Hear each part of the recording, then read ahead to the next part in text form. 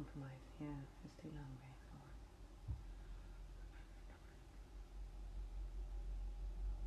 way. Yo, let's go on, and this will be the last half hour though. Maybe even 20 minutes. We'll see. Like, just we're wrapping up now. I appreciate the love and that. We've got to try and keep it succinct though, still as well. We'll try and get through a few more of these questions. Yes, man, like guess what I go on. Prash, what I go on. Man, like engineers. Yeah, bless up.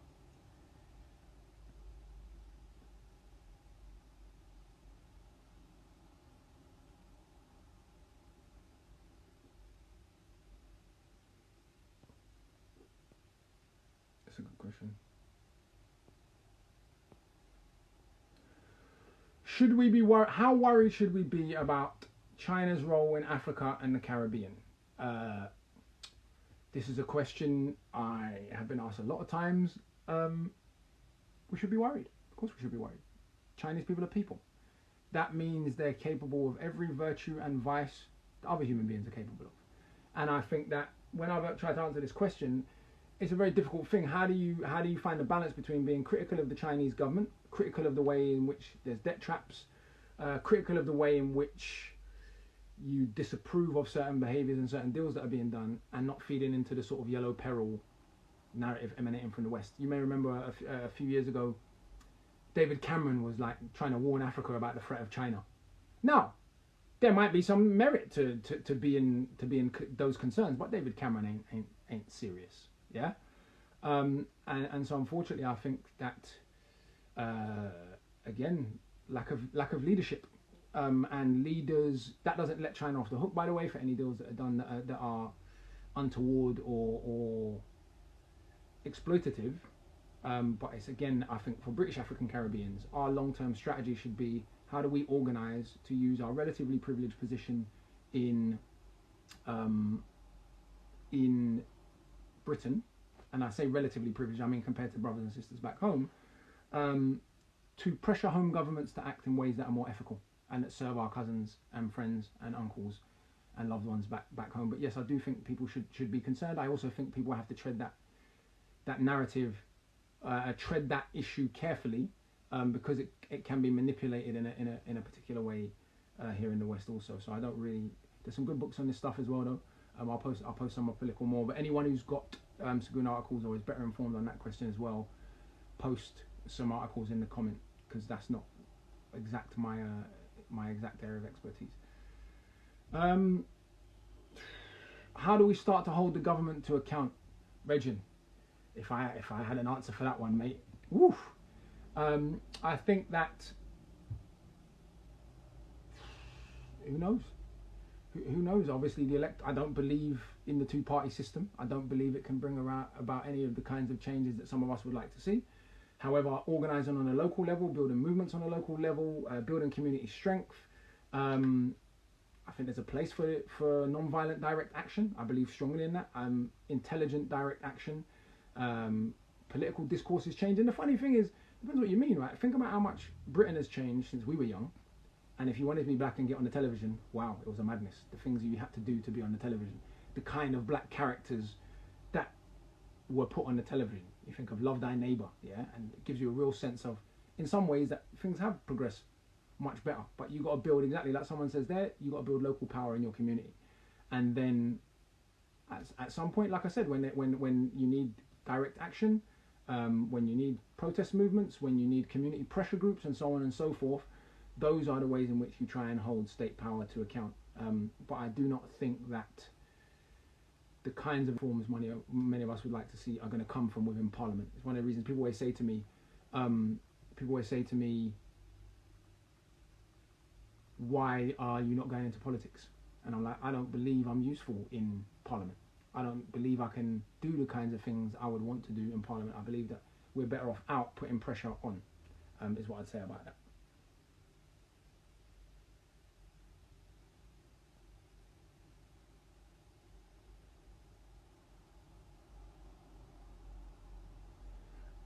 Is working with the government at all helpful? Yeah, I mean, you can't avoid government. You pay taxes to them. Don't get twisted. I'm not saying local government, council, school, being on boards, etc., so on and so forth. Arts organisations, those are all branches of government, right?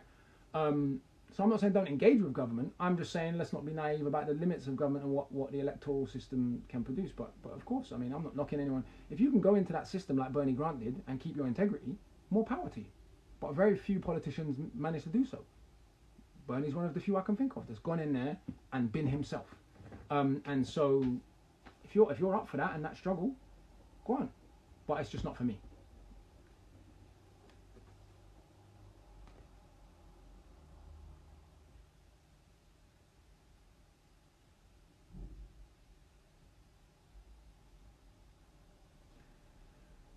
What do I think about voting? I voted. I voted for Corbyn, or I voted for a Labour Party under Corbyn. For me, there is not a compelling offer on the table right now, and so it's not personally for me. I'm not knocking anyone else. By all means, vote as a tactic, but it's not my thing.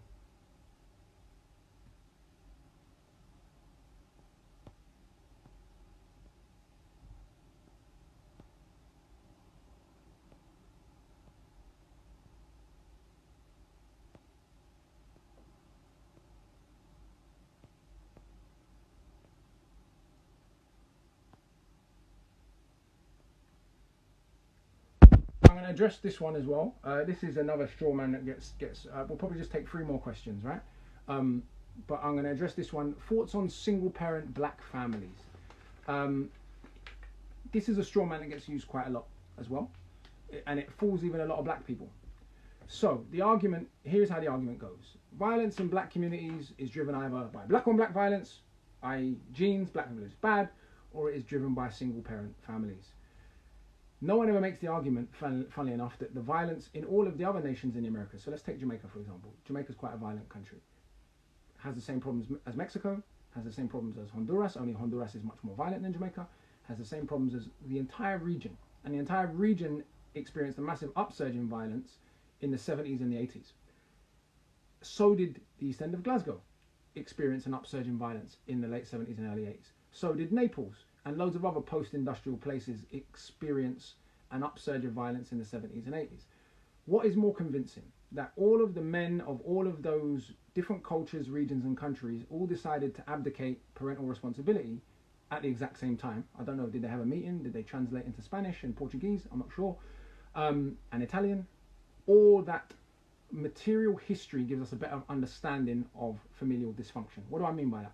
If you look at the history of the Industrial Revolution in England or any country, you see men from the countryside being sucked into the city. They become landless, they get sucked into the city.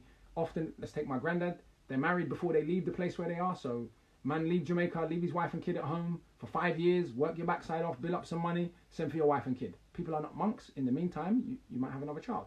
None of that is to say that people who are irresponsible or abusive or act messed up as parents shouldn't be critical. It's just interesting that we say single parent black families. And again, none of the people who say this have attempted to demonstrate that there is meaningfully more violence in black communities once we adjust for class. So is there more violence in Hackney than there is in Croxteth or Easterhouse? Is there more drug addiction than there in Hackney than there is in Croxteth or Easterhouse? No. And so what happens really is that, just look in your own families, right?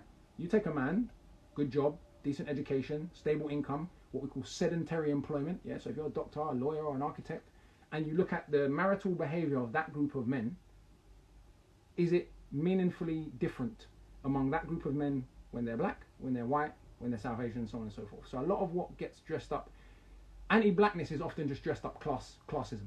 So the black underclass have a specific set of problems which they share with other underclass people for a whole host of reasons, and by which I mean people who have insecure employment, who live in areas of higher crime and higher violence and so on and so forth.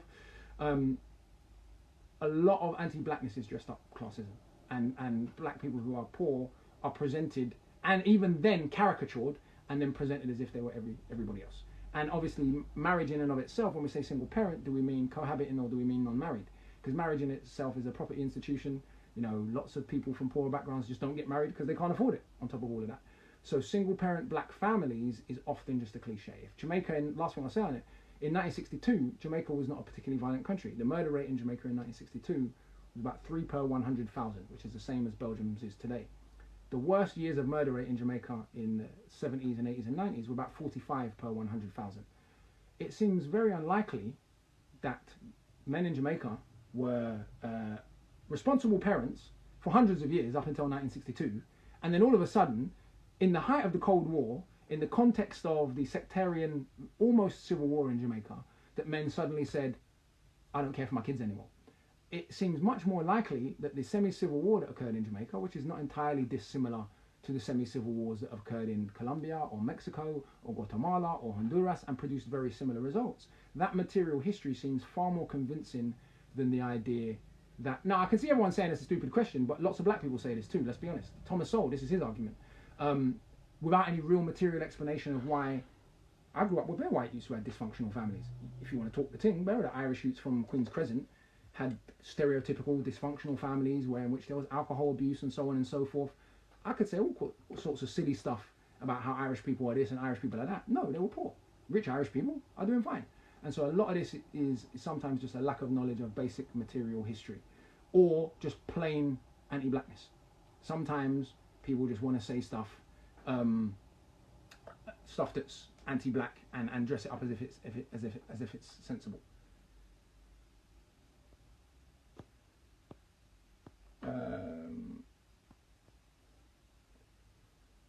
Great question. This is a good question. Should we have we lost the war on drugs, and should we legalize all drugs? I don't have a firm position on this because I don't know enough. What people have said to me who know more is look at the case of Portugal. They say to me that Portugal legalized drugs, and in Portugal the legalization and decriminalization of drugs has led to massive reduction in violent crime and so on and so forth. I don't know if that's true or not true. I haven't investigated the case in Portugal, but that's what people have told me.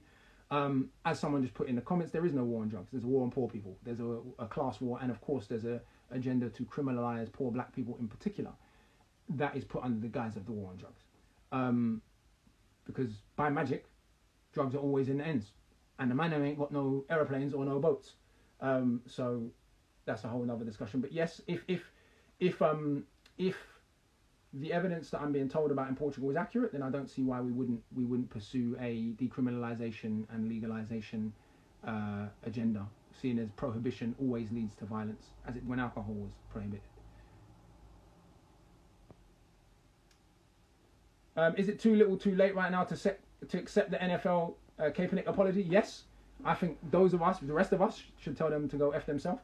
If Cap wants to play and get his money, let him do his thing. I got no knocking for him. But of course, the NF are being the NF. That was a little Freudian slip right there. The NFL are being disingenuous, Bridget. Yeah, they're jumping on bandwagon jumping, clout chasing, whatever it is everyone calls it these days online.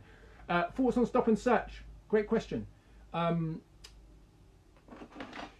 Ethnically targeted stop and search is one of the dumbest policies ever, and the police know it. The last time I was stopped by the police was 3 weeks ago, right? Man's got grey hair, blood. I'm 36 years old. I'm not even the right age group. I keep saying this to people, like, officer, when they pull me over, obviously, this is how it goes, right? They pull me over, they think, random black guy in a nice car, innit? They have a bad attitude. Then, halfway through it, one of the officers recognises me and gets embarrassed. And I'm just saying to them, look, Bridget, I'm not even the right age. If I go to join the youth them on gang stuff, they're going to be like, yo, pensioner, what are you doing around here? You man ain't on it, you're an old man, right? So I'm not even the right age group.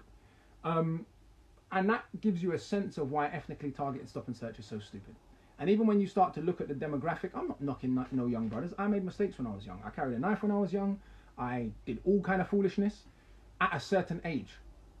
This is the key point in this sentence here, at a certain age. And so the police understand that the demographic of young black boys that are likely to be involved in violent crime are from a very particular demographic. Once you control for the care system, so 50% of all the young people in prison in Britain are in care. 50% of all the adults who've ever been to prison were in care. Once you control for being known for social services, once you control for experience of domestic abuse, once you control for expulsion from school, once you control for pre-existing criminal records, you realise there's no black crime problem. Black road youths who are from a certain background, who've had certain troubles, I call youths like me what I call a 50-50 group. Yeah, there are three types of young people. There's the 80% group in any ends, regular working class kids, decent families, they're doing calm. They pose no risk to anyone. Then there's the next 15%. This is what I call, this is my theory, what I call the 50-50 kids.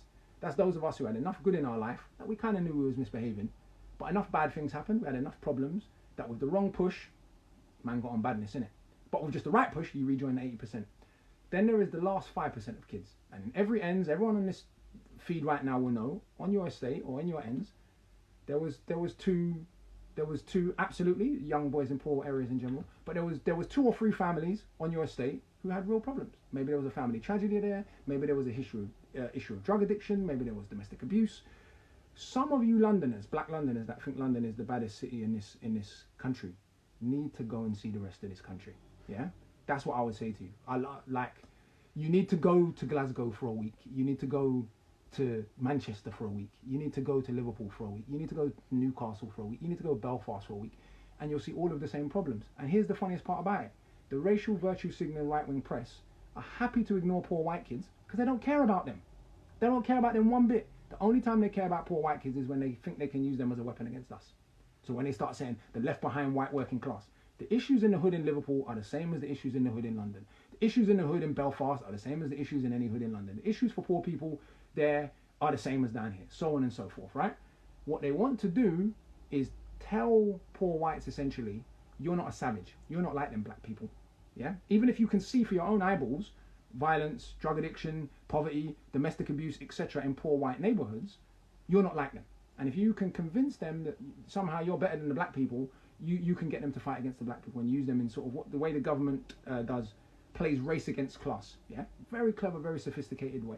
But the issues are the same. And you've only got to look at gangster rap, right? UK gangster rap, road rap, whatever you want to call it. The moment the man them get some money, they move like every other middle class person. Tell the truth. Some of them are on the feed. All the rappers on the feed, tell the truth. The moment the man them make some money, they live nice. They're like, yo, see that beef and that? It don't look so sweet right now, you know. I'm going skiing next week with the kids. Yeah, my youth goes horse riding. I ain't got kids, but I'm talking about the fact of what happens once the men them start to become successful. So the primary issue is poverty, is relative poverty, domestic abuse, and all the things that go with it.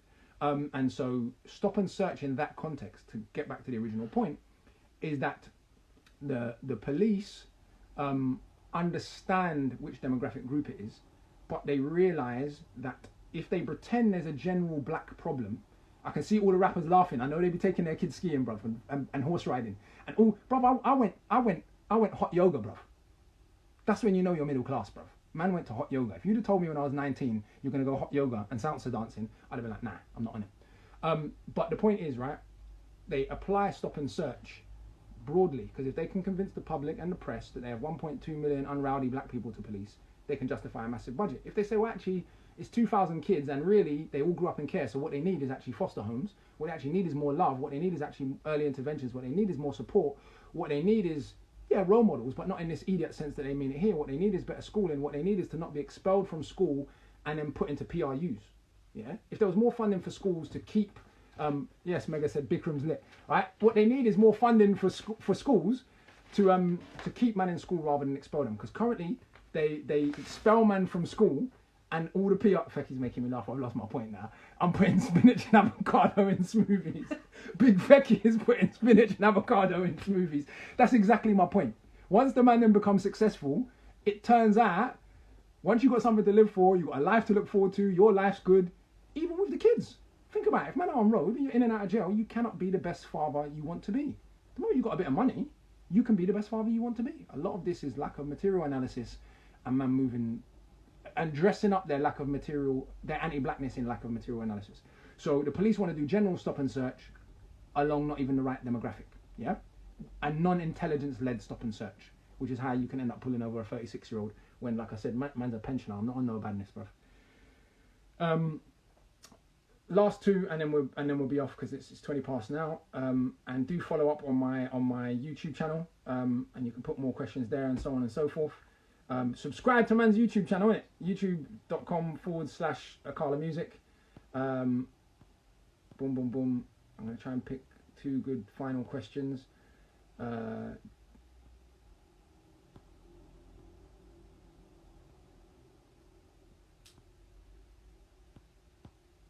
just scrolling through to make sure I use that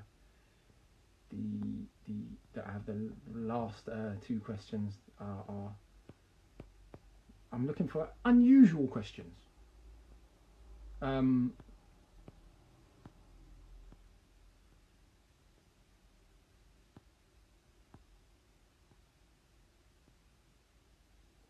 this is a good question here. Do you think we need to establish our own media to counteract the mainstream media? We've already done that. If you're a UK musician, you'll know that the UK music industry ignored black music for as long as it could. Then SBTV came along, then Grime Daily came along, then Fire in the Booth came along, then Link Up TV came along, and so on and so forth. So people already started establishing their own media because of the short-sightedness of the mainstream music industry. Now we need to take that one step further. We've got music now. We need to start thinking about drama. We need to start thinking about broader content. We need to start thinking about other forms of content within establishing your own media, because then that's the way you get the mainstream media to reform and take what you're doing more seriously by having your own platform. Yes, man, like Sway, what I go on, sir? Yes, bless up. Terry, what I go on? Terry Walker, shout on there. This will be the last question. Okay, no, I'm going to make this comment. Did I know my name in Punjabi means a black man? Yes, I did. I didn't know that when I chose it, or I knew. My understanding is, you can tell me. My understanding is it meant a black. Kala means black, but I chose the name because it meant immovable. Then I found out in Filipino it means I thought, and I found out that in Sanskrit it means eternal, and in one language among the Australian Aborigines it means a parrot. So, man's an eternal parrot, Regin.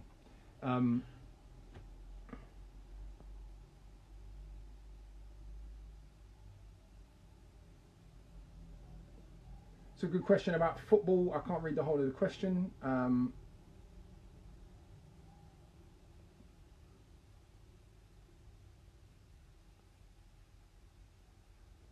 As football is such a big figure in this country for all races, I can't actually read the rest of that question. I don't know what I'm doing here and why I can't read the rest of the dots on the question. I think I'm just not very good at this. So let me pick another question. Sorry, bruv.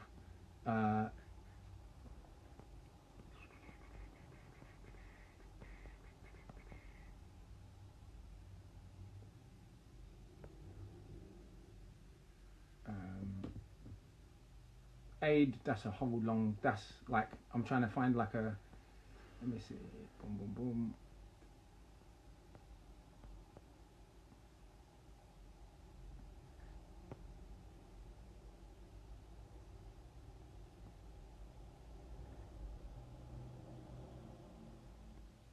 You know when you're like, it's the final question, so what's the last one?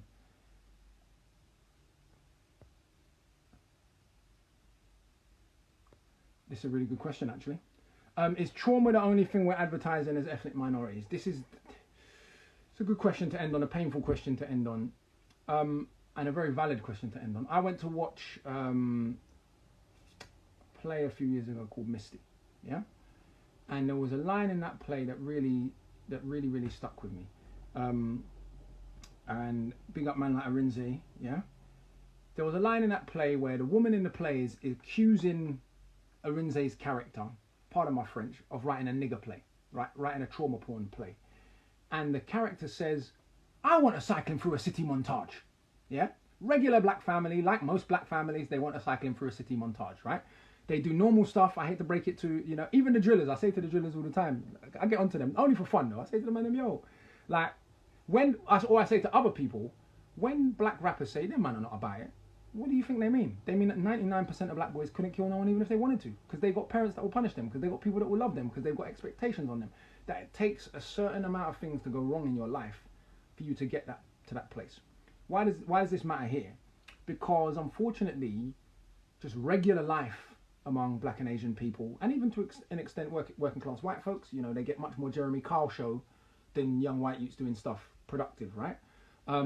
So the issues of race and class are often intersecting, but there's a specific issue for black people. Let's not downplay that. There's a specific addiction people have to negative images of black people. And I think that